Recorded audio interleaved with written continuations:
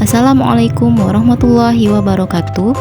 Pada kesempatan kali ini, kami akan mempresentasikan hasil diskusi kami dari beberapa kasus pada mata kuliah pemahaman peserta didik dan pembelajarannya.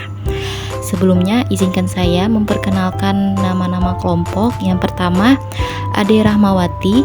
Yang kedua, Alvira Novarinda. Yang ketiga, Indri Novianti. Dan yang keempat, Rama Fitri Destiana. Langsung saja ke kasus yang pertama. Bayangkan jika Anda adalah seorang guru matematika di kelas 8. Saat ini Anda hendak menyampaikan materi mengenai matematika sosial, yakni mencari nilai rata-rata atau MEAN. Untuk memudahkan peserta didik dalam memahami pembelajaran, Anda mencoba untuk membuat urutan atau langkah-langkah yang perlu diikuti oleh peserta didik agar dapat mencari nilai rata-rata pada sebuah soal. Anda meminta kepada peserta didik untuk mengerjakan soal yang Anda berikan. Hasilnya, peserta didik mampu mengerjakan dengan benar, sesuai dengan langkah yang telah Anda siapkan. Beberapa saat kemudian, Anda meminta kepada peserta didik untuk mengulangi soal yang sama tanpa melihat urutan pengerjaan soal, dan peserta didik mampu mengerjakannya dengan baik. Adapun pertanyaan dari kasus ini, yang pertama, menurut Anda, apa yang membuat peserta didik mampu mengerjakan soal dengan baik pada percobaan kedua, tanpa melihat urutan atau langkah pengerjaan soal? Yang kedua, sebagai seorang calon guru, dalam kegiatan belajar yang seperti apa metode di atas dapat diterapkan? Elaborasi jawaban Anda dengan menyertakan teori yang berkaitan. Jawaban pertanyaan 1. Menurut kelompok kami, peserta didik ini mampu mengerjakan soal di dalam percobaan yang kedua. Yang dilakukannya karena langkah-langkah yang diajarkan oleh guru telah membuat langkah-langkah yang dapat memudahkan siswa dalam menjawab soal matematika sosial. Untuk mencari rata-ratanya dengan jelas sehingga peserta didik ini dapat mengikuti dan menangkap pembelajaran yang baik dan mengerti ataupun paham mengenai cara pengerjaan soal yang diberikan. Hal tersebut bisa terjadi dikarenakan peserta didik ini sudah terbiasa berlatih bersama gurunya dan juga sudah ada gambaran mengenai langkah-langkah pengerjaan soal yang dibuat oleh guru. Jawaban pertanyaan 2. Berdasarkan kasus tersebut, bahwa metode yang digunakan atau yang diterapkan pada pembelajaran tersebut adalah metode latihan soal dan penugasan. Kasus 2. Rina adalah seorang guru di kelas 1 SD. Sebagian besar peserta didiknya belum bisa berhitung dengan lancar. Rina sedang memikirkan cara yang sesuai untuk membantu setiap peserta didik menyelesaikan tantangan belajarnya. Pertanyaan kasus 2. Yang pertama, menurut Anda, apa yang dapat Rina lakukan untuk membantu peserta didiknya sesuai dengan tahapan perkembangan usia? Dan yang kedua, mengapa Anda menyarankan hal tersebut? Elaborasi jawaban Anda dengan menyertakan teori yang berkaitan. Jawaban pertanyaan pertama, berdasarkan ilustrasi kasus di atas, menurut kelompok kami, sebagai guru kelas rendah, Rina sebaiknya harus memahami setiap perkembangan peserta didiknya. Maka, beberapa hal yang bisa dilakukan oleh Rina adalah dengan cara membuat media pembelajaran yang konkret untuk mendukung proses pembelajaran yang dilaksanakan. Misalnya, Rina dapat membuat simbolik angka diganti dengan bentuk konkret, seperti kelereng yang dipakai dalam pembelajaran matematika. Kelereng merupakan benda yang tidak asing lagi bagi anak-anak. Selain bentuknya yang menarik, anak-anak juga sering menggunakan benda ini untuk bermain. Hal demikian akan menunjang ketika digunakan dalam proses pembelajaran, yaitu peserta didik menjadi tertarik untuk menggunakannya.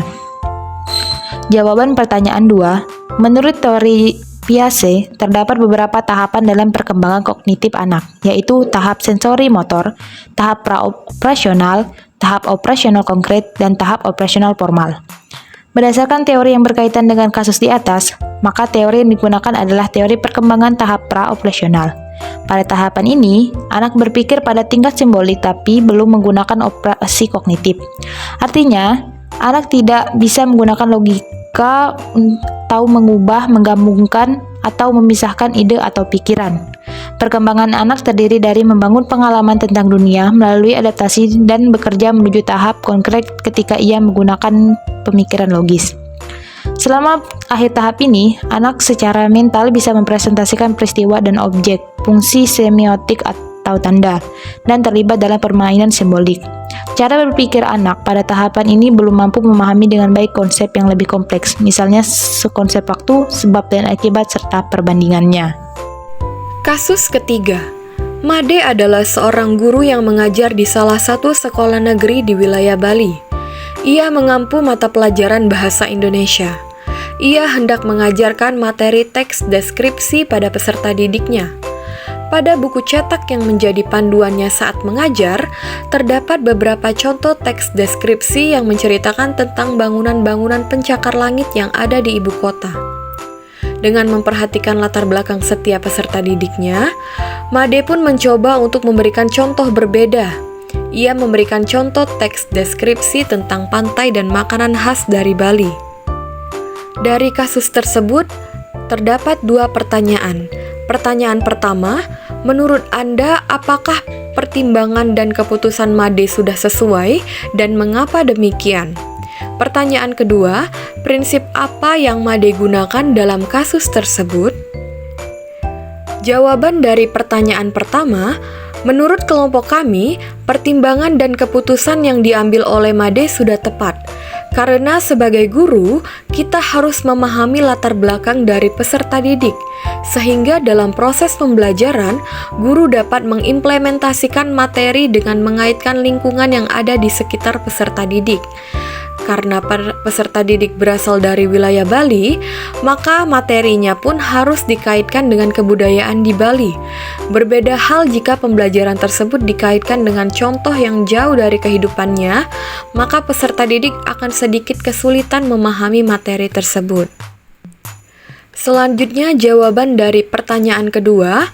Dari kasus tersebut, Made menggunakan prinsip pembelajaran yang tanggap budaya atau culturally responsive teaching.